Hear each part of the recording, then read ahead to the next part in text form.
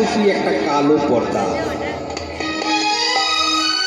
কত সুন্দর পদ লিখেছেন ওই বধির ও যবনিকা। বধির মানে কালা, যে শুনতে পায় না, আর যবনিকা মানে অন্ধকার। ওই বধির ও যবনিকা সরাইয়ে মোরে প্রভু, দেখাও তব চির আলোগুলো। হরিবল হরিবল হরিবল। কারণ ওই যবনিকা আমরা সরাতে পারবো না বাবা, আমরা কেউ ওই পর্দাকে সরাতে পারবো না। তাই গোবিন্দ যদি করুণা করে, তাহলে তার সঙ্গে আমার একটা সম্পর্ক তৈরি হয়ে যায়। কারণ তার সঙ্গে সেই সম্পর্কটা তৈরি আমাদের ছিল, আছে, কিন্তু তার মাঝখানে এই কালো পর্দা চলে এসেছে। এটা আমরা সরাতে পারবো না। সংসার রূপী এই ভব মরীচিকায় আমরা শুধুমাত্র ছুটে চলেছি।